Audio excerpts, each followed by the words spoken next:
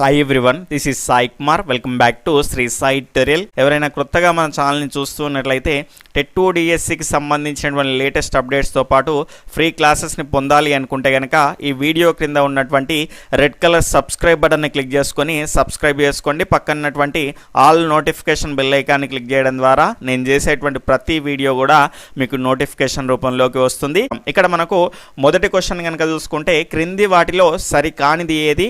Option 1 ఉపాధ్యాయులు పాఠ్యాంశాలని ఎందుకు బోధించాలి అని తెలిపేవేటి ఏంటి అంటే లక్ష్యాలు. ఆప్షన్ 2 పాఠ్యాంశాలని ఏ విధంగా బోధించాలో తెలిపేటివి ఏంటి అంటే అభ్యసన అనుభవాలు. ఇక్కడ సరికానిది ఏది అని క్వశ్చన్. ఆప్షన్ 1 1, 2, ఆప్షన్ 2 1 మాత్రమే, ఆప్షన్ 3 2 మాత్రమే, ఆప్షన్ 4 ఏది కాదు. ఫాస్ట్గా మీ యొక్క ఆన్సర్ని ఇక్కడ లైవ్ చాట్ అనేటువంటి బటన్ ద్వారా మీరు ఆన్సర్ చేస్తూ ఉండండి. ఈ లైవ్ అయిపోయిన తర్వాత చూసేటువంటి వాళ్ళకు మీకు ఆ బటన్ అనేది యూజ్ అవ్వదు కాబట్టి వీడియోని పాజ్ చేసి మీ యొక్క క్వశ్చన్స్ని అటెంప్ట్ చేయండి.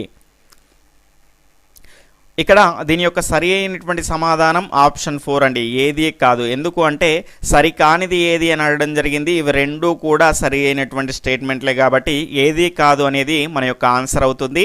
ఎందుకో ఇప్పుడు మనం తెలుసుకునేటువంటి ప్రయత్నం చేద్దాం. ఉపాధ్యాయులు పాఠ్యాంశాలని ఎందుకు బోధించాలి అని తెలిపేటివి ఏంటి అంటే లక్ష్యాలు. ఎగ్జాంపుల్గా గాంధీజీ అనేటువంటి ఒక పాఠ్యాంశాన్ని మనం బోధించాలి అనుకున్నాం అనుకోండి, దాని నుంచి ఏం నేర్పిస్తాం మనము? సత్యము, అహింస, ఈ రకమైనటువంటి అంశాలు మనం నేర్పిస్తాము. కాబట్టి ఇక్కడ చూసుకుంటే గాంధీజీ అనేటువంటి పాఠ్యాంశాన్ని ఎందుకు బోధించాలి మనము? సత్యము, అహింస, ధర్మం ఈ రకమైనటువంటి అంశాలు పిల్లలకు నేర్పించడానికి ఆ రకమైనటువంటి పాఠ్యాంశాన్ని బోధించాలి. అంటే మనకి ఇక్కడ ఒక లక్ష్యాన్ని ఏర్పాటు చేసుకున్నాం కాబట్టి మనకి ఎందుకు బోధించాలో ఇక్కడ క్లియర్గా తెలుస్తుంది. కాబట్టి ఎందుకు బోధించాలి అని తెలిపేటివి ఏంటి అంటే లక్ష్యాలు. అదేవిధంగా పాఠ్యాంశాలని ఏ విధంగా బోధించాలో తెలుపునవి ఏంటి అంటే అభ్యసన అనుభవాలు. ఇది కూడా సరి అయింది. అభ్యసన అనుభవాలని మనము బోధనా పద్ధతులు అని కూడా అంటాము. ఇక్కడ ఇబ్బంది పడేటువంటి అవకాశం అనేది ఉంటుంది కాబట్టి ఈ రకంగా క్వశ్చన్ అనేది ఇవ్వడం జరిగింది. ఇచ్చిన కొన్ని ప్రశ్నలు అయినా కూడా మిమ్మల్ని ఆలోచింపజేసే విధంగా ఉంటాయి కాబట్టి అందుకే మన యొక్క లైవ్ టెస్ట్లకు అంత ప్రాధాన్యత అనేది ఉండడం జరుగుతుంది. దాని తర్వాత రెండవ ప్రశ్న, ఇది గతంలో వచ్చినటువంటి ప్రశ్న. క్వశ్చన్ చూసి ఇబ్బంది పడకండి, కొన్ని చేంజెస్ అనేటివి చేయడం జరిగింది. విజ్ఞాన శాస్త్ర బోధనా ఉద్దేశాలు మరియు లక్ష్యాలకు సంబంధించి సరికానిది ఏది? ఇక్కడ ఆప్షన్ 1 లక్ష్యాలు ఉద్దేశం నుండి రూపొందించబడి వాటి సాధన ఉద్దేశ ప్రాప్తికి సోపానాలుగా పనిచేస్తాయి. అదేవిధంగా మనకి ఇక్కడ రెండవ అంశము ఉద్దేశం లక్ష్యాలుగా విభజించకుండానే స్వల్పకాలంలో అధిక కృషితో సాధించడానికి వీలవుతుంది. ఇక్కడ ఆప్షన్ 3 ఉద్దేశము వ్యక్తి యొక్క సమగ్ర వికాసానికి సంబంధించిందై పాఠశాల పరిధికి మించినదై ఉండగా లక్ష్యం స్పష్టమైనది, వెంటనే సాధించగలిగే విధంగా విద్యార్థుల్లో గమనించగలిగే మార్పును మనం ఒక పీరియడ్లో తేగలిగేదై ఉంటుంది. అదేవిధంగా ఆప్షన్ 4 ఉద్దేశం దీర్ఘకాలంలో సాధించబడేది కాగా అదేవిధంగా లక్ష్యం అనేది సమీప కాలంలో సాధించగలిగేది, అర్థవంతమైనది, స్పష్టమైనది మరియు నిర్దిష్టంగా నిర్వచించబడినది అయి ఉండాలి. ఈ రకంగా మనకు ఆప్షన్స్ అనేటివి ఉన్నాయి. సరికానిది అని అడగడం జరిగింది. ఆప్షన్ 1 1 2 3, ఆప్షన్ 2 వచ్చేసి 2, 3, ఆప్షన్ 3 2 మాత్రమే, ఆప్షన్ 4 2, 3, 4.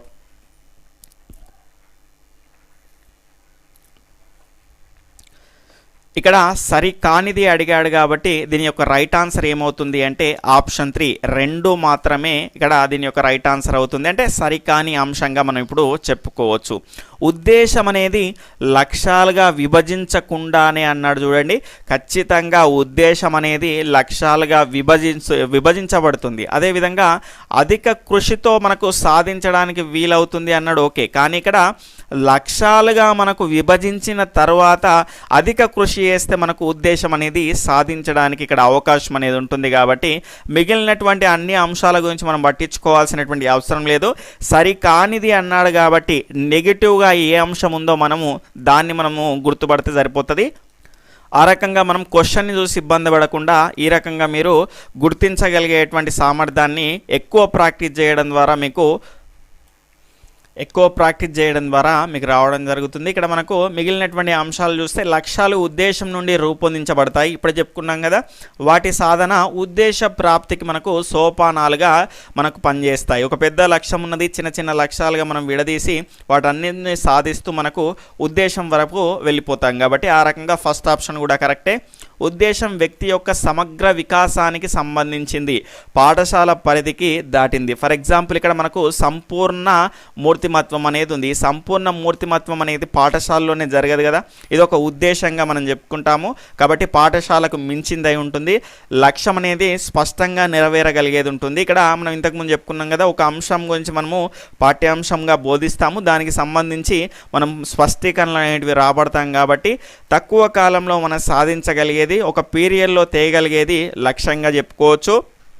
ఉద్దేశము దీర్ఘకాలంలో సాధించబడేది, లక్ష్యం సమీపకాలంగా సాధించబడేది. ఇప్పుడే చెప్పుకున్నాము. ఈ రకంగా మీకు అంశాలు అనేవి ఉంటాయి. ఇవన్నీ సరైనవి, ఇది ఒక్కటే సరైనది కాదు. కాబట్టి మన యొక్క ఆన్సర్ 2 అవుతుంది.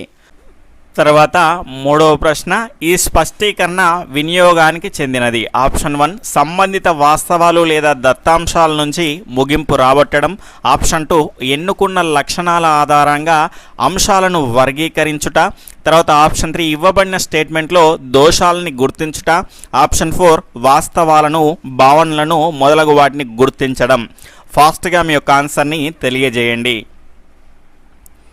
ఇక్కడ దీని యొక్క రైట్ ఆన్సర్ కనుక చూసుకుంటే ఆప్షన్ 1 అండి. సంబంధిత వాస్తవాలు లేదా దత్తాంశాల నుంచి ముగింపు రాబట్టడం అనేది ఈ వినియోగానికి చెందినటువంటి స్పష్టీకరణగా మనం చెప్పుకోవచ్చు. ఎందుకంటే ఎన్నుకున్నటువంటి లక్షణాల ఆధారంగా అంశాలని వర్గీకరించుట, దోషాలని గుర్తించుట, అదేవిధంగా మొదలగు వాటికి సంబంధించి భావనలను గుర్తించడం అనేటివి, ఇవి 3 కూడా మనకి ఇక్కడ అవగాహనకు సంబంధించినటువంటి స్పష్టీకరణలు అవుతాయి. కాబట్టి ఇదేమవుతుంది, మనకు వినియోగానికి చెందినటువంటి స్పష్టీకరణ అవుతుంది.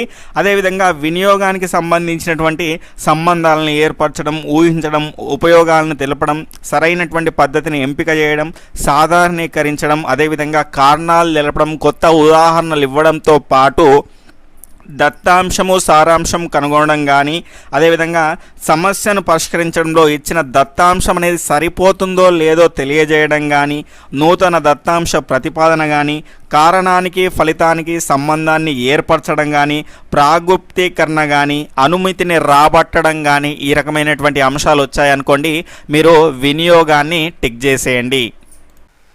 దాని తర్వాత 4వ ప్రశ్న కనుక చూసుకుంటే, 10వ తరగతి విద్యార్థి రాష్ట్ర స్థాయిలో ఉత్తమ ఉపాధ్యాయుడు కావాలనుకోవడం. ఆప్షన్ 1 గమ్యము, ఆప్షన్ 2 ఉద్దేశము, ఆప్షన్ 3 లక్ష్యము, ఆప్షన్ 4 స్పష్టీకరణ. ఫాస్ట్గా మీ యొక్క ఆన్సర్ని తెలియజేయండి. ఇంకా వీడియోని లైక్ చేయని వాళ్ళు ఎవరైనా ఉంటే ఖచ్చితంగా వీడియోని లైక్ చేసేటువంటి ప్రయత్నం చేయండి. ఇక్కడ దీని యొక్క సరి అయినటువంటి సమాధానం ఏంటి అంటే ఆప్షన్ 2 ఉద్దేశం అండి. ఎందుకు అంటే ఇది సాధించగలిగేదిగా ఉంది, కష్టపడితే మనకు సాధించగలిగేదిగా ఉంది. కాబట్టి ఉద్దేశము కొంత సమయం అయితే ఖచ్చితంగా పడుతుంది, కాబట్టి సుదీర్ఘమైన చేరుకోవడానికి అవకాశం ఉన్నటువంటి అంశం, కాబట్టి ఇది ఉద్దేశంగా మనం పరిగణించడం జరిగింది. ఇక్కడ గమ్యం కాదు, ఎందుకంటే మనకు హిందుత్వంలో మోక్షాన్ని సాధించడం, ఈ రకమైనటువంటి అంశాలు అవి మనకు ఎంత కష్టపడ్డా కూడా సాధించలేకపోవచ్చు. కానీ ఇక్కడ సాధించడానికి అవకాశం అనేది ఇక్కడ ఉంది, కాబట్టి ఇది ఉద్దేశం అవుతుంది.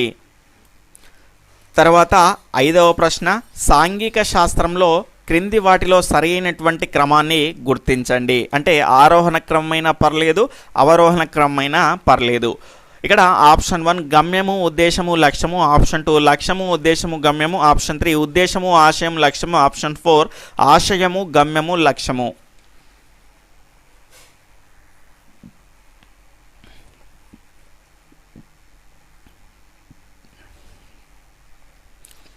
ఇక్కడ దీని యొక్క సరి అయినటువంటి సమాధానం ఆప్షన్ 4 ఆశయము, గమ్యము, లక్ష్యం అండి. ఇక్కడ మనకు సైన్స్లో అదేవిధంగా మ్యాథ్స్లో కనుక చూసుకుంటే మ్యాక్సిమం మనకు సేమే ఉంటుంది. సైన్స్ మ్యాథ్స్లో కనుక చూసుకుంటే ఈ రకమైనటువంటి క్రమం అనేది ఉంటుంది.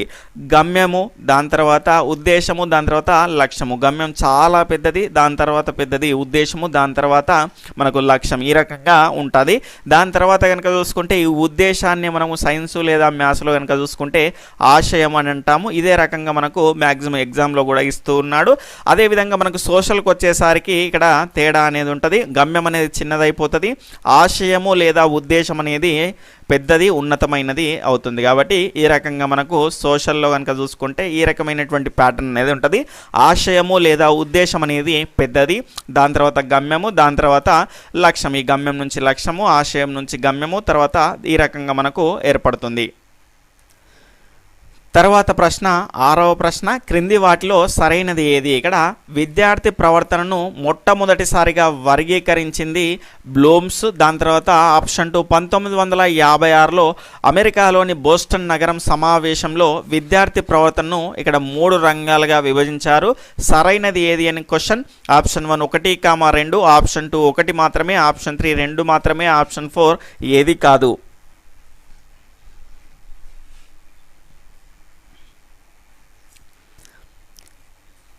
ఇక్కడ దీని యొక్క సరి అయినటువంటి సమాధానాన్ని కనుక చూసుకుంటే ఆప్షన్ 2 1 మాత్రమే సరి అయినది. రెండవది ఎందుకు సరి అయినది కాదు అంటే ఇక్కడ 1956లో కాదండి, 1948లో అమెరికాలోని బోస్టన్ నగరంలో సమావేశంలో కనుక చూసుకుంటే విద్యార్థి ప్రవర్తనను 3 రంగాలుగా విభజించినటువంటి వ్యక్తి ఎవరు అంటే మనకు మొట్టమొదటిసారిగా ఈ రకమైనటువంటి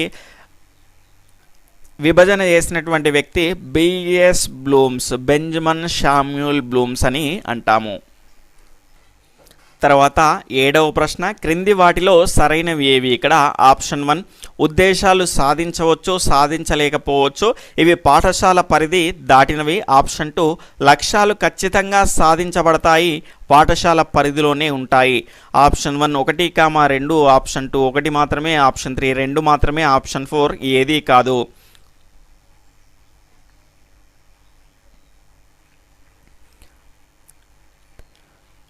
ఇక్కడ దీని యొక్క సరి అయినటువంటి సమాధానం ఆప్షన్ 1 1, ఇవి రెండు కూడా సరి అయినటువంటి అంశాలే. ఉద్దేశాలు సాధించవచ్చు, సాధించలేకపోవచ్చు, ఇవి పాఠశాల పరిధి దాటినవి. ఇంతకు ముందే చెప్పుకున్నాం మనం, సంపూర్ణ మూర్తిమత్వం అనేది ఉంది. ఈ సంపూర్ణ మూర్తిమత్వం అనేది కేవలం పాఠశాలకి చెందిందే కాదు, కాబట్టి పరిసరాలు మిగిలినటువంటి అంశాలు కూడా ఇందులో భాగస్వామ్యం చెందుతాయి. కాబట్టి ఇది మనకు పాఠశాల పరిధికి దాటిందిగా మనం చెప్పుకోవచ్చు. ఇక్కడ సాధించవచ్చు, సాధించలేకపోవచ్చు, కాబట్టి ఈ రకంగా మనం ఉద్దేశాలకు సంబంధించినటువంటి నిర్వచనం అనేది ఇచ్చేసుకున్నాము. దాని తర్వాత లక్ష్యాలు అనేటివి ఖచ్చితంగా సాధింపబడతాయి. అంటే ఈ లైవ్ టెస్ట్ ద్వారా కొన్ని అంశాలు మీకు ఆలోచన విధానం అనేది మారాలి అని నేను ఒక లక్ష్యాన్ని ఏర్పాటు చేసుకున్నాను. ఈ లైవ్ టెస్ట్ చూసిన తర్వాత అరే ప్రశ్నలు ఈ రకంగా కూడా వస్తున్నాయి అనేటువంటి ఒక ఆలోచన అనేది మీకు వస్తుంది. కాబట్టి ఆ మార్పు అనేది జరుగుతుంది. కాబట్టి నేను ఎంచుకున్నటువంటి లక్ష్యం అనేది ఖచ్చితంగా నెరవేరింది అని నేను చెప్పగలుగుతున్నాను. కాబట్టి ఖచ్చితంగా సాధింపబడతాయి, ఇవి పాఠశాల పరిధిలోనే ఉంటాయి. కాబట్టి ఇవి రెండు కూడా సరి అయినటువంటి అంశాలే. తర్వాత క్వశ్చన్ 8వది, ఆలోచనలు, దాని తర్వాత అనుభూతులు, దాని తర్వాత చర్యలు, దాని తర్వాత ఈ మూడింటి యొక్క ఉమ్మడి ఫలితాన్ని ఏమంటారు? ఆప్షన్ 1 జ్ఞానము, ఆప్షన్ 2 అవగాహన, ఆప్షన్ 3 శీలస్థాపన, ఆప్షన్ 4 ప్రవర్తన.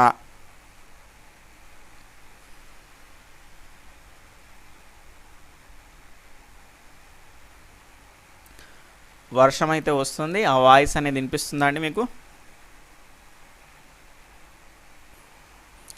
ఇక్కడ దీని యొక్క సరి అయినటువంటి సమాధానం ఆప్షన్ 4 ప్రవర్తన అండి.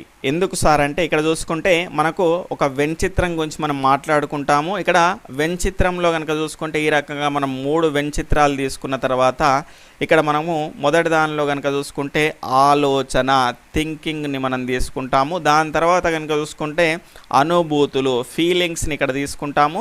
దాని తర్వాత కనుక చూసుకుంటే చర్యలు, యాక్షన్స్ని తీసుకుంటాము.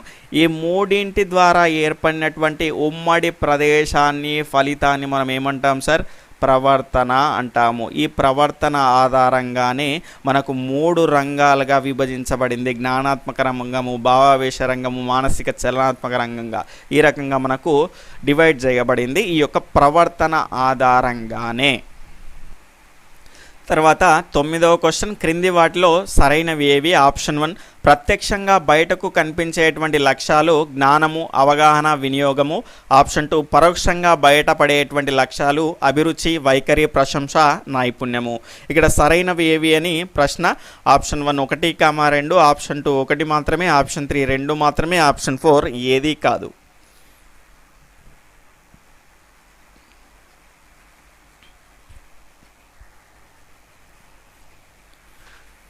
ఇక్కడ దీని యొక్క సరి అయినటువంటి సమాధానం ఆప్షన్ 1 1, 2 కూడా సరి అయినవే. చాలా ముఖ్యమైనటువంటి అంశం అండి ఇది. ఇక్కడ ప్రత్యక్షంగా బయటికి కనిపించేటువంటి లక్ష్యాలు అంటే ఏదైనా ఒక అంశం పైన మన యొక్క జ్ఞానం కానీ, మన యొక్క అవగాహన కానీ, అదేవిధంగా వినియోగం కానీ, మనం చేసేటువంటి పనుల ద్వారా మనకు బయటికి ప్రత్యక్షంగా బయటపడుతుంది ఈ అంశాల ద్వారా. అదేవిధంగా పరోక్షంగా బయటపడేటువంటి లక్ష్యాలు నీ యొక్క అభిరుచి కానీ, నీ యొక్క వైఖరి కానీ, నువ్వు దేన్ని ప్రశంసిస్తావో ఈ రకమైనటువంటి నైపుణ్యాలు అనేవి మనకు డైరెక్ట్గా బయటికి కనిపించవు. పరోక్షంగా మనం చేసేటువంటి పనుల ద్వారా కనుక చూసుకుంటే మనకు అవి బయటపడుతూ ఉంటాయి. కాబట్టి పరోక్షంగా బయటపడేటువంటి లక్ష్యాలు అభిరుచి, వైఖరి, ప్రశంస, నైపుణ్యం. అదేవిధంగా ప్రత్యక్షంగా బయటకు కనిపించేటువంటి లక్ష్యాలు కనుక చూసుకుంటే జ్ఞానము, అవగాహన, వినియోగం. చాలా ముఖ్యమైనటువంటి అంశం అండి ఇది. తర్వాత 10వ క్వశ్చన్, జ్ఞానాత్మక రంగంలో వినియోగం లక్ష్యం కన్నా తక్కువ స్థాయి లక్ష్యం ఏది? ఆప్షన్ 1 మూల్యాంకనం, ఆప్షన్ 2 విశ్లేషణ, ఆప్షన్ 3 సంశ్లేషణ, ఆప్షన్ 4 అవగాహన.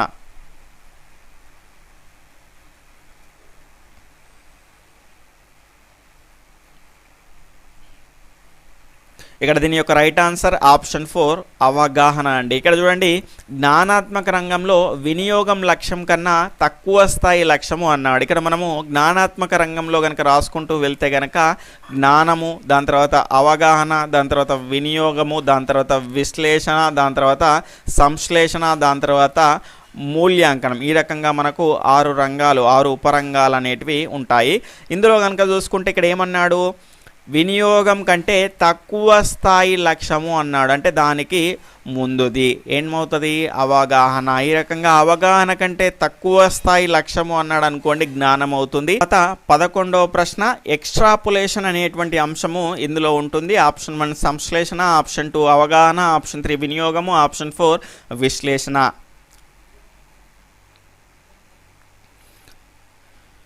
ఇక్కడ దీని యొక్క సరి అయినటువంటి సమాధానం ఆప్షన్ 2 అవగాహన అండి. అవగాహన అనేది మనకు 3 స్థాయిల్లో జరగడం జరుగుతుంది. అయితే ఇందులో మొదటిది కనుక చూసుకుంటే అనువాదము, దాని తర్వాత రెండవది వచ్చేసి మనకు వ్యాఖ్యానించడము, అదేవిధంగా మూడవది కనుక చూసుకుంటే బహిర్వేషణం. దీన్నే ఎక్స్ట్రాపులేషన్ అంటాము.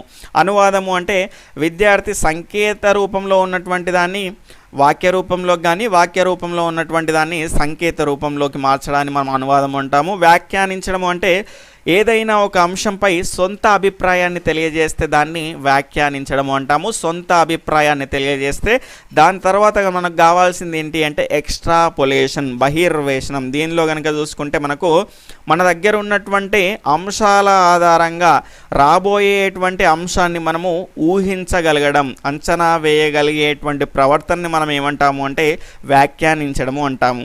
మనకి ఇక్కడ చూసుకుంటే తన వద్ద ఉన్నటువంటి సమాచారం ఆధారంగా రాబోయేటువంటి ఫలితాన్ని అంచనా వేయడాన్ని ఎక్స్ట్రాపులేషన్ లేదా బహిర్వేషణము అంటాము. ఫర్ ఎగ్జాంపుల్ ఇప్పుడు క్లోరోఫ్లోరో కార్బన్లను విడుదల చేయడం ద్వారా ఓజోన్ పొర నాశనం అవుతుంది అని తెలపడం. అంటే ఇక్కడ క్లోరోఫ్లోరో కార్బన్ల ద్వారా ఓజోన్ పొర అనేది భవిష్యత్తులో నాశనం అయిపోతుంది అని ఈ రకంగా తెలియజేశాడు.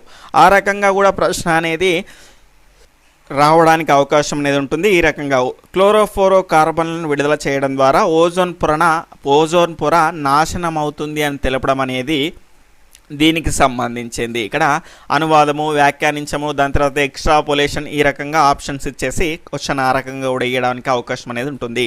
కాబట్టి అన్ని అంశాలను క్లియర్గా నేర్చుకునేటువంటి ప్రయత్నం చేద్దాం. తర్వాత నెక్స్ట్ క్వశ్చన్ 12వ క్వశ్చన్. ఈ 12వ క్వశ్చన్లో కనుక చూసుకుంటే క్రింది వాటిలో ఏ లక్ష్యాన్ని సాధిస్తే విభిన్న ఆలోచన చేయగలిగేటువంటి సామర్థ్యం పెంపొందించబడుతుంది అని ప్రశ్న. ఆప్షన్ 1 సంశ్లేషణ, ఆప్షన్ 2 అవగాహన, ఆప్షన్ 3 వినియోగము, ఆప్షన్ 4 విశ్లేషణ.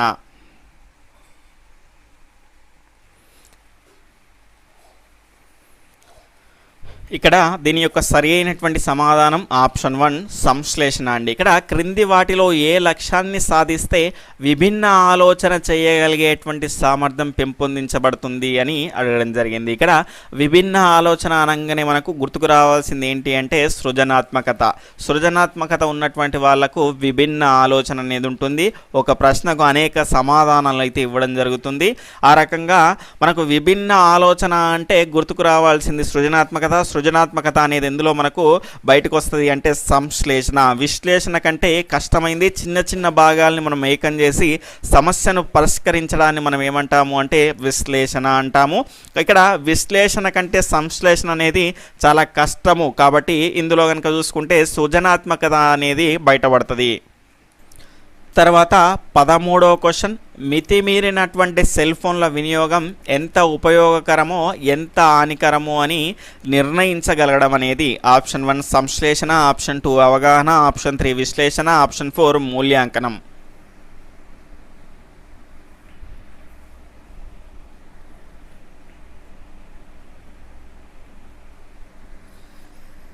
ఇక్కడ దీని యొక్క సరి అయినటువంటి సమాధానం ఆప్షన్ 4 మూల్యాంకనం అండి. ఇక్కడ మితిమీరినటువంటి సెల్ ఫోన్ల వినియోగం ఎంత ఉపయోగకరం ఎంత హానికరం అంటే ఇక్కడ జాగ్రత్తగా గమనించాల్సినటువంటి అంశం ఏంటి అంటే విద్యార్థి అంతర్గత బహిర్గత సాక్ష్యాల ఆధారంగా ఏదైనా ఒక అంశానికి సంబంధించి ఉత్తమ మధ్యమ అధమ లేదంటే మంచి చెడుగా మనం నిర్ణయించగలుగుతున్నాము అంటే అక్కడ మనం సాధించింది ఏంటి అంటే మూల్యాంకనం. ఇది అత్యున్నత స్థాయి లక్ష్యం. ఇక్కడ దీని యొక్క ఆన్సర్ మూల్యాంకనం. ఉత్తమ అధమ లేదంటే మంచి చెడు ఈ రకంగా మనం నిర్ణయించామనుకోండి ఖచ్చితంగా అది ఏమవుతుంది అంటే మూల్యాంకనం అవుతుంది. దాని తర్వాత 14వ క్వశ్చన్, అంతర్గత బాహ్య సాక్ష్యాధారాలతో తీర్పునిచ్చేటువంటి సామర్థ్యాలు అన్నవి స్థాయిలుగా గల లక్ష్యం అనేది ఏది?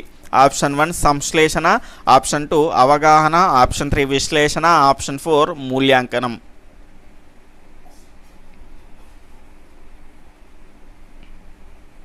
ఆల్రెడీ ఇప్పుడే మనం క్లియర్గా చెప్పుకోవడం జరిగింది. ఇక్కడ మూల్యాంకనం అనేది విద్యార్థి అంతర్గత బహిర్గత సాక్ష్యాల ఆధారంగా మనము తెలియజేయడం జరుగుతుంది. అంటే ఈ అంతర్గత బాహ్య సాక్ష్యాధారాలతో తీర్పునిచ్చేటువంటి సామర్థ్యాలు ఉన్నటువంటి అంశం ఏంటి అంటే మూల్యాంకనం అవుతుంది. ఇది అత్యున్నత స్థాయి లక్ష్యం. ఇందులో జ్ఞానాత్మక రంగంలో వాటిలో సరైనవి ఏవి? ఉపాధ్యాయుడు తరగతి గదికి వెళ్లే ముందు విద్యార్థులకు ఏమి బోధించాలి అని అనుకుంటాడో అదే విద్యా లక్ష్యము. స్టేట్మెంట్ 2, తరగతి గదిలో బోధనాభ్యసన ప్రక్రియ జరుగుతున్నప్పుడు విద్యార్థుల నుండి వచ్చేటువంటి ప్రతిస్పందనలే స్పష్టీకరణలు. సరైనవి ఏవి అని అడగడం జరిగింది. ఆప్షన్ 1 1, 2, ఆప్షన్ 2 1 మాత్రమే, ఆప్షన్ 3 2 మాత్రమే, ఆప్షన్ 4 ఏది కాదు. ఫాస్ట్గా మీ యొక్క ఆన్సర్ని కామెంట్ చేస్తూ ఉండండి.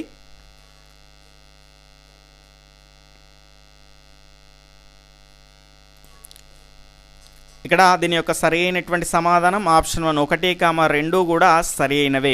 ఉపాధ్యాయుడు తరగతి గదికి వెళ్లే ముందు విద్యార్థులకు ఏమి బోధించాలి, అదేవిధంగా ఏ విషయాన్ని విద్యార్థులకు అందించాలనుకుంటున్నాడో దేన్ని నేర్పించాలనుకుంటున్నాడో వాటన్నింటినీ కనుక చూసుకుంటే మనము విద్యా లక్ష్యము అంటాము. ఇక్కడ తరగతి గదిలో బోధనాభ్యసన ప్రక్రియ జరుగుతున్నప్పుడు విద్యార్థుల నుండి వచ్చేటువంటి ప్రతిస్పందన కూడా స్పష్టీకరణ అవుతుంది. ఏదైనా పాఠ్యాంశం చెప్పేటప్పుడు అవును సార్ అనడం కానీ అదేవిధంగా తలకాయ ఊపడం కానీ ఈ రకమైనటువంటి ప్రతిస్పందన కూడా స్పష్టీకరణ అవుతుంది. కాబట్టి ఇవి రెండు కూడా సరి అయినవే. ఆప్షన్ 1 1, 2 కూడా సరి అయినటువంటి అంశాలే. తర్వాత 2వ క్వశ్చన్, బోధనా అభ్యసన ప్రక్రియలో విద్యార్థి అభ్యసన అనుభవానికి గురవుతున్నప్పుడు విద్యార్థి ప్రవర్తనలో వచ్చేటువంటి ప్రవర్తన పరివర్తనలు ఏమంటారు? ఆప్షన్ 1 అభ్యసన ఫలితాలు, ఆప్షన్ 2 స్పష్టీకరణలు, ఆప్షన్ 3 బోధనా లక్ష్యాలు, ఆప్షన్ 4 ప్రవర్తనా లక్ష్యాలు.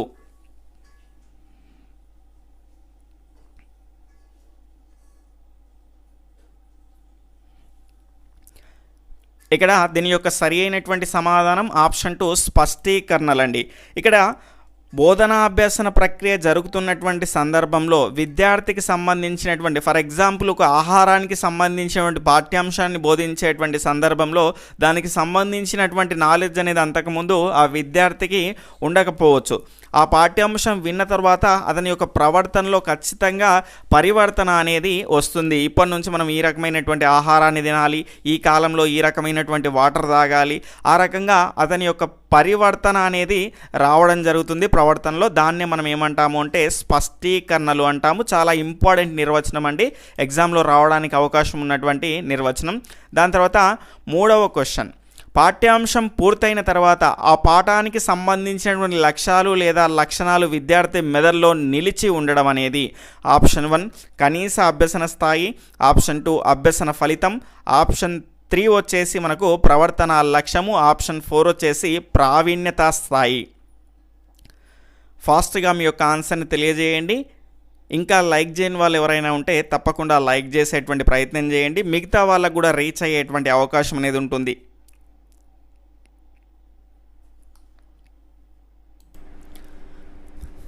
ఇక్కడ దీని యొక్క సరి అయినటువంటి సమాధానం ఆప్షన్ 2 అభ్యసన ఫలితం అండి. ఇక్కడ మనము స్పష్టీకరణకు, అభ్యసన ఫలితానికి, అదేవిధంగా బోధనా లక్ష్యానికి లేదా ప్రవర్తన లక్ష్యానికి ఉన్నటువంటి డిఫరెన్స్ అనేది తెలుసుకోవాలి.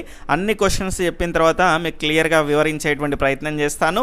పాఠ్యాంశం పూర్తయిన తర్వాత ఆ పాఠానికి సంబంధించినటువంటి లక్ష్యాలు లేదా లక్షణాలు విద్యార్థి మెదడులో నిలిచి ఉండడం. ఇప్పుడు ఎలాంటి ఆహారాన్ని తీసుకోవాలి వర్షాకాలంలో అనేటువంటి పాఠ్యాంశాన్ని బోధించిన తర్వాత, అవును ఇక మనం ఇలాంటి ఆహారాన్ని తీసుకోవాలని అతని మెదడులో నిలిచి ఉంటుంది.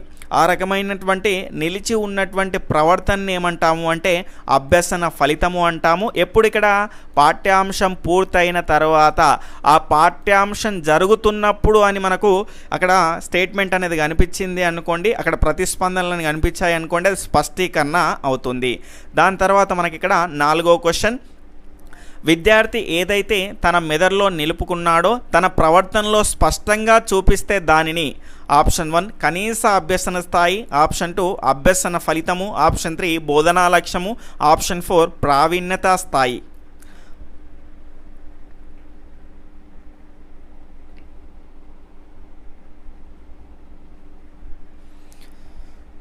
ఇక్కడ దీని యొక్క సరి అయినటువంటి సమాధానం ఆప్షన్ 3 బోధనా లక్ష్యము. దీన్నే మనం ప్రవర్తనా లక్ష్యము అంటాము. ఫర్ ఎగ్జాంపుల్ ఇప్పుడు ఆహారం అనేటువంటి పాఠ్యాంశాన్ని బోధించాలి అనుకోవడం అనేది లక్ష్యము.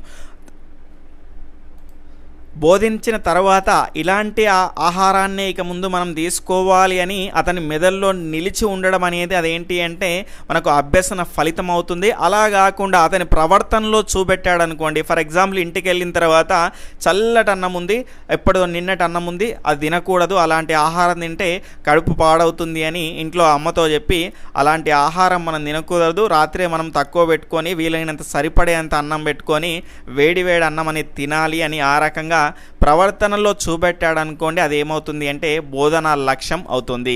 దాని తర్వాత కనుక చూసుకుంటే ఈగలు వాలినటువంటి ఆహారాన్ని తినకూడదు అని మైండ్లో అనుకోవడమేమో అది అభ్యసన ఫలితం అవుతుంది. దాని తర్వాత కనుక చూసుకుంటే రోడ్డు పైన వెళ్తున్నప్పుడు వేడి బజ్జీలు కానీ ఇంకేమైనా ఉన్నప్పుడు వాటి మీద ఈగలు ఆడడం చూసేసి అవి తిందామని వెళ్ళినటువంటి ఆ విద్యార్థి ఈగలు ఆలినాయి కాబట్టి ఇక తినొద్దు అని పక్కకి వెళ్ళిపోయాడు. ఆ రకంగా చూసుకుంటే అది ఏమవుతుంది అంటే బోధనా లక్ష్యము అవుతుంది, లేదా దాన్ని మనము ప్రవర్తన లక్ష్యము అంటాము.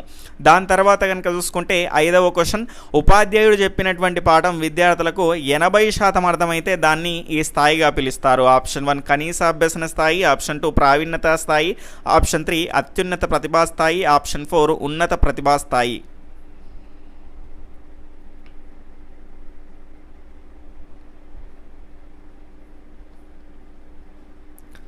ఇక్కడ దీని యొక్క సరి అయినటువంటి సమాధానం ఆప్షన్ 1 కనీస అభ్యసన స్థాయి అండి. ఉపాధ్యాయుడు చెప్పినటువంటి పాఠం విద్యార్థులకు 80% మాత్రమే అర్థమైంది అనుకోండి, ఈ స్థాయిని మనం ఏమంటాము అంటే కనీస అభ్యసన స్థాయి అంటాము. అలా కాకుండా 90% అర్థమైంది అనుకోండి, దాన్ని ప్రావీణ్యత స్థాయి అంటాము. దాని తర్వాత 6వ క్వశ్చన్, రోడ్డు ప్రమాదాల పాఠం విన్నటువంటి విద్యార్థి పాఠ్యాంశం జరుగుతున్నప్పుడు ఉపాధ్యాయుడితో ఒక ప్రమాదం గురించి వివరించడం. ఇంతకుముందే మీకు క్లియర్గా చెప్పాను. ఆప్షన్ 1 అభ్యసన ఫలితము, ఆప్షన్ 2 బోధనా లక్ష్యము, ఆప్షన్ 3 ప్రవర్తనా లక్ష్యము స్పష్టీకరణ.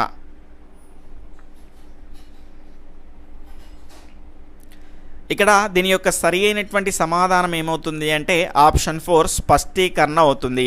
రోడ్డు ప్రమాదాల పాఠం విన్న విద్యార్థి పాఠ్యాంశం జరుగుతున్నటువంటి సందర్భంలో అంటున్నాడు. ఇక్కడ చూడండి, పాఠ్యాంశం జరుగుతున్నప్పుడు విద్యార్థి నుంచి వచ్చేటువంటి ప్రతిస్పందన కూడా ఏమవుతుంది సార్? స్పష్టీకరణ అవుతుంది. దాని తర్వాత 7వ ప్రశ్న, ఉద్దేశం అనేది మన కళ్ళ ముందు కనిపిస్తూ మనకు దిశానిర్దేశం చేస్తూ మనం చేసేటువంటి ప్రతి పనిని ప్రభావితం చేస్తూ మనల్ని సరైన మార్గంలో నడిపించేది అని తెలియజేసినటువంటి వాళ్ళు ఎవరు? Option 1 Blooms, option 2 Krathwohl, option 3 John Dewey, option 4 Chester and M Albert.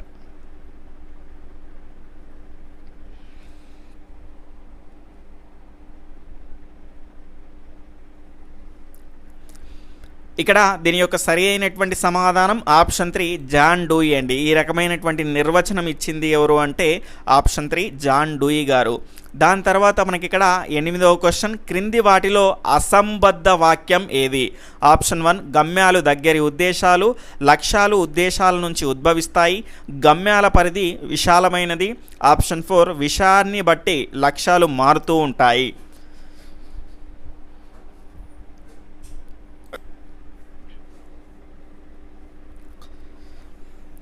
ఇక్కడ దీని యొక్క సరి అయినటువంటి సమాధానం ఆప్షన్ 1 అనేయండి. ఇక్కడ అసంబద్ధ వాక్యం అంటే ఏంటో మనకు తెలియాలి. అసంబద్ధ వాక్యం అంటే ఏంటి అంటే సరి కానిది ఏది అని అడిగినట్టు. ఇక్కడ ఇలాంటి మనకు వాక్యాలకు సంబంధించినటువంటి గ్రాంధిక భాష అనేది మనకు ఎగ్జామినేషన్లో రావడానికి ఎక్కువ అవకాశం అనేది ఉంటుంది. కాబట్టి అసంబద్ధ వాక్యము అంటే సరి కానిది.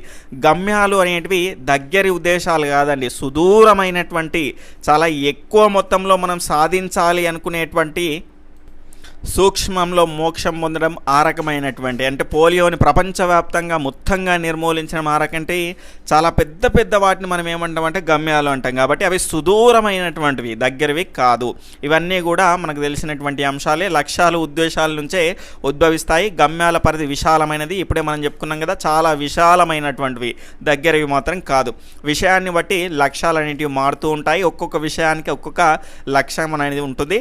దాని తర్వాత మనకి ఇక్కడ చూసుకుంటే ఎక్కడికి వెళ్తున్నామో, ఎందుకు వెళ్తున్నామో, ఎలా వెళ్తున్నామో తెలియక చేసేటువంటి ప్రయాణం ఎన్ని రోడ్లు తిప్పినా గమ్యాన్ని చేర్చలేదు. అదేవిధంగా ఉద్దేశాలు లేని బోధన లక్ష్యాన్ని నెరవేర్చలేదు అని అన్నది ఎవరు? Option 1 Blooms, option 2 Krathwohl, option 3 John Dewey, option 4 Chester M Albert.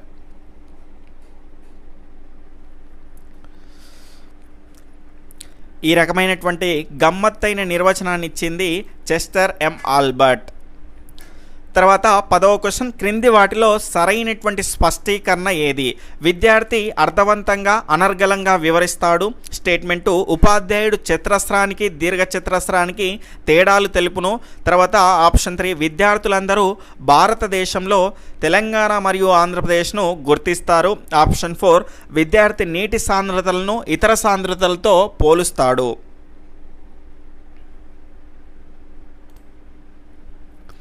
ఫాస్ట్గా మీ యొక్క సమాధానాన్ని తెలియజేయండి.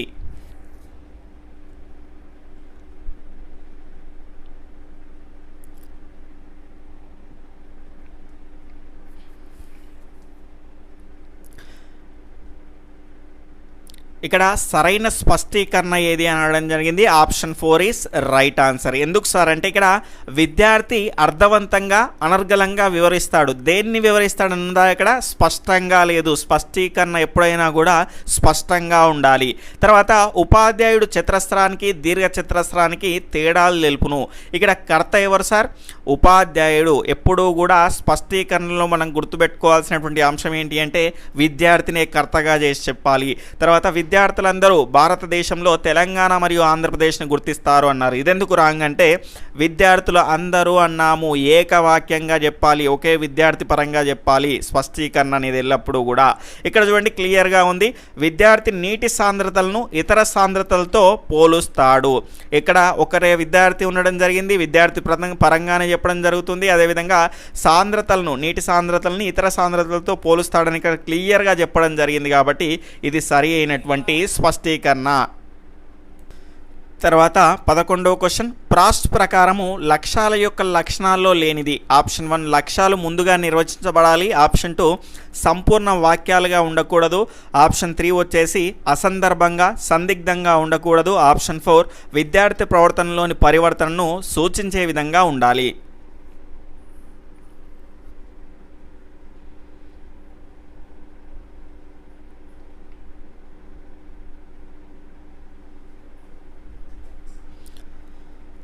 ఇక్కడ దీని యొక్క సరి అయినటువంటి సమాధానం ఆప్షన్ 2 అండి. సంపూర్ణ వాక్యాలుగా ఉండకూడదు అనేది ఇందులో లేనిది. సంపూర్ణ వాక్యాలుగా ఉండాలి. లక్ష్యాలు ఎప్పుడైనా కూడా ముందుగానే నిర్వచించబడాలి. సంపూర్ణ వాక్యాలుగా ఉండాలి. అసందర్భంగా సందిగ్ధంగా ఉండకూడదు. స్పష్టంగా ఉండాలి. ఎలాంటి మనకు లక్ష్యమైనా కూడా విద్యార్థి ప్రవర్తనలో పరివర్తనను సూచించే విధంగా ఈ లక్ష్యాలు అనేటివి ఉండాలి. ప్రాస్ట్ నియమాలు చాలా ఇంపార్టెంట్ అండి. ప్రతిసారి మనకు క్వశ్చన్ రావడానికి అవకాశం ఉన్నటువంటి ఏరియాగా మనం చెప్పుకోవచ్చు. సాధారణ భారత పౌరుడు రాష్ట్రపతి అవ్వాలనుకోవడం గమ్యము, ఉద్దేశము, లక్ష్యము, స్పష్టీకరణ.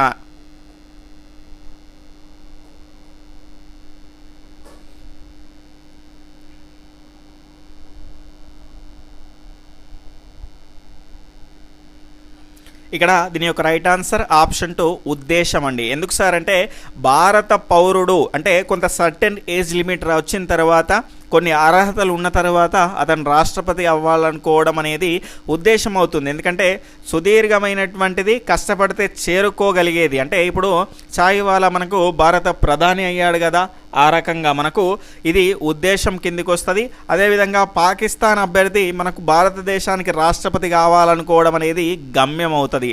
అది ఖచ్చితంగా మనకు కాకపోవడానికి ఎక్కువ అవకాశాలు అనేటివి ఉంటాయి కాబట్టి అది గమ్యంగా మనం తీసుకుంటాము. ఇక్కడ మనం చేరుకోవడానికి మనకు అవకాశం అనేది ఉంది కాబట్టి ఇది ఉద్దేశము. దాని తర్వాత ఇక్కడ 13వ క్వశ్చన్, క్రింది వాటిలో సరికానిది ఏది? జ్ఞానాత్మక రంగాన్ని సరళం నుంచి సంక్లిష్టం ఆధారంగా విభజించారు. స్టేట్మెంట్ 2 భావావేశ రంగాన్ని ఇక్కడ మనకు సమన్వయీకరణం ఆధారంగా విభజించారు.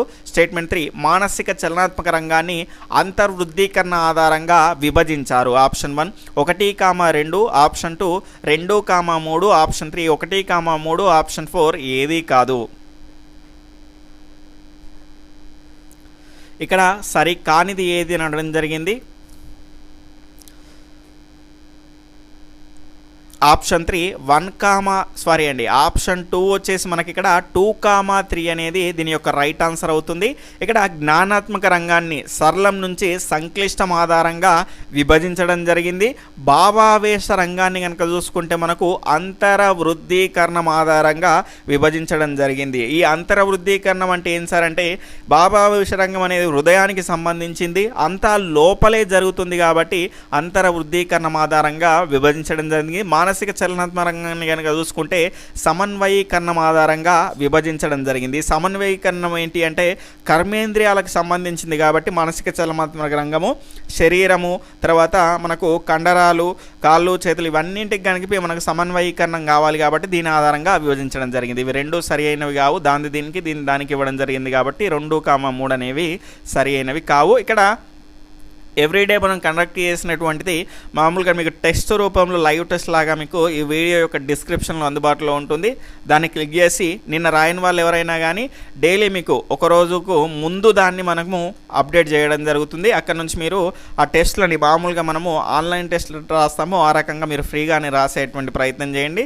వీడియో యొక్క టైటిల్ని క్లిక్ చేస్తే అక్కడ మీకు అందుబాటులో ఉంటుంది. లేదంటే శ్రీసాయిట్యుటోరియల్.in అనేటువంటి వెబ్సైట్ని విజిట్ చేసేటువంటి ప్రయత్నం చేయండి. చాలా ముఖ్యమైనటువంటి ఇన్ఫర్మేషన్ మీకు అక్కడ దొరుకుతూ ఉంటుంది. దాని తర్వాత 14వ క్వశ్చన్, ప్రవర్తనకు సంబంధించినటువంటి వర్గీకరణలో సరైనది ఏది?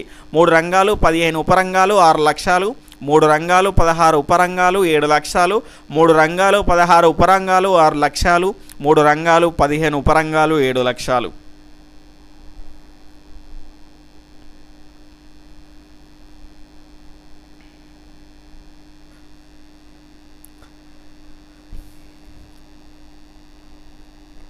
దీని యొక్క రైట్ ఆన్సర్ ఆప్షన్ 2 3 రంగాలు 16 ఉపరంగాలు 7 లక్ష్యాలండి. ఇక్కడ మనకు ప్రవర్తన కనుక చూసుకుంటే 3 రంగాలుగా విభజించడం జరిగింది.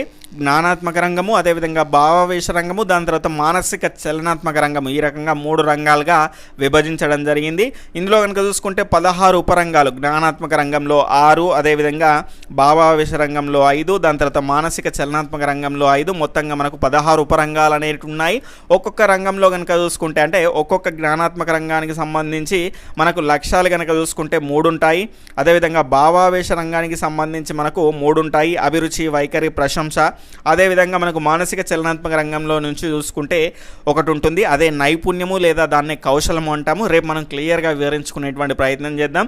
ఇక్కడ భారీ వర్షం వచ్చే విధంగా ఉంది కాబట్టి వీలైనంత తొందరగా వీడియో కంప్లీట్ చేయాలనేటువంటి ఉద్దేశంతో కొంచెం ఫాస్ట్గా చెప్పడం జరుగుతుంది. రేపు వీలైనంత క్లియర్గా మనం ఎక్స్ప్లెయిన్ చేసుకునేటువంటి ప్రయత్నం చేద్దాం. ఇక్కడ మనకు 7 లక్ష్యాలు, అదేవిధంగా 16 ఉపరంగాలు, 3 రంగాలుగా మనము విభజించడం జరిగింది. తర్వాత 15వ క్వశ్చన్, భావావేశ రంగంలో సంశ్లేషణ మరియు విశ్లేషణ అనేటివి ఎందులో ఉంటాయి? ఆప్షన్ 1 శీలస్థాపన, ఆప్షన్ 2 ప్రతిస్పందించడం, ఆప్షన్ 3 విలువ కట్టడం, ఆప్షన్ 4 వచ్చేసి వ్యవస్థాపనం.